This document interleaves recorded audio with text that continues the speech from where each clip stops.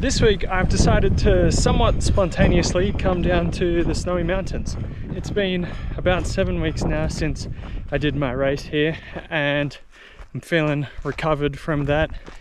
And I've sort of come down here to try and get a bit of B-roll and stuff, some nice scenic shots. The weather is completely different to when I was here last time. I'm here for a few days, so I'm gonna do a little bit of hiking and a bit of running as well. Get in some training, particularly with some hills tomorrow on Wednesday.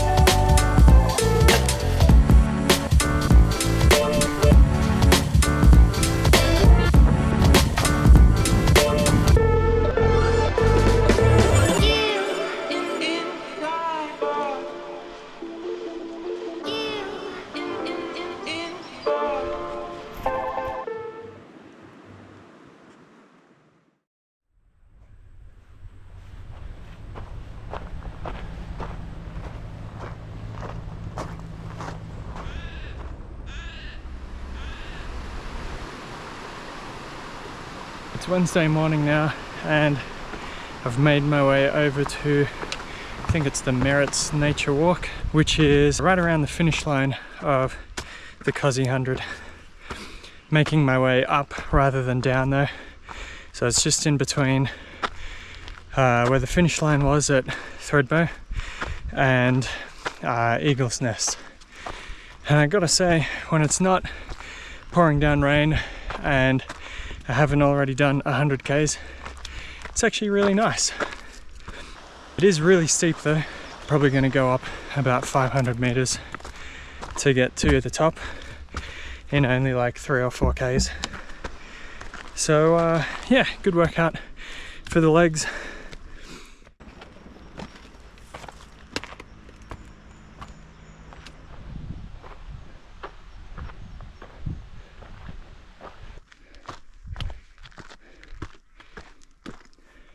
I'm almost finished editing my video for the Kosciuszko 100 race, and towards the end of the video I talk about a bunch of people that I couldn't have done the race without. And climbing up here now, these poles are coming in really handy, and I'm starting to realize that I also probably couldn't have done the race without these poles. Which brings me to an interesting subject: gear.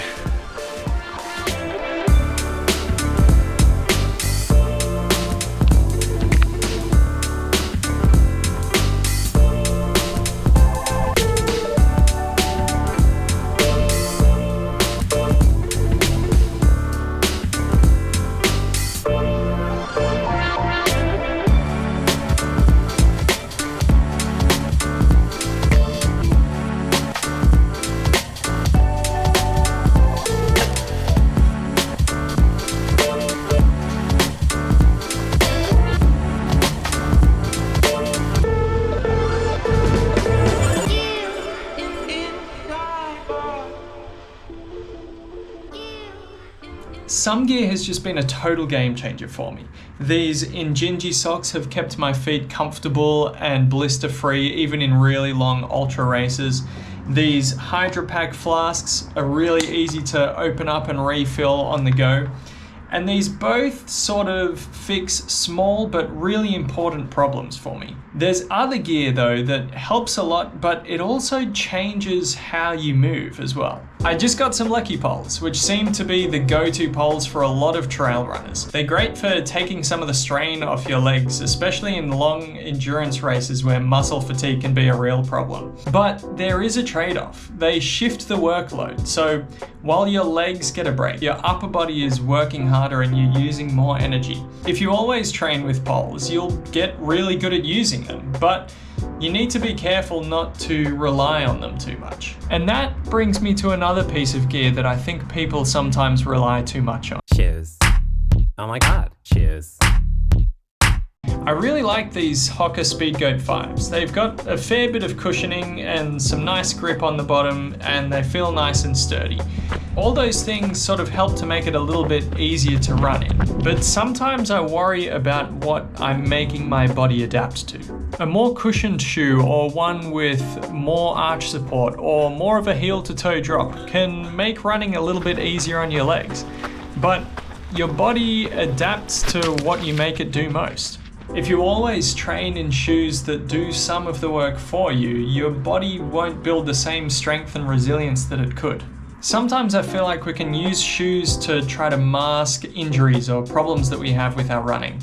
But I wonder if instead we can try to fix those problems with more strength training or just changing the way that we train. That way, hopefully you don't rely too much on your gear and you can become a better, stronger runner. I don't know. New gear is fun and exciting, but I think sometimes we place too much importance on it. I reckon we should train with more variety. Some runs with poles, some runs without poles, some in cushioned shoes, some in less cushioned shoes. Try not to rely so much on your gear.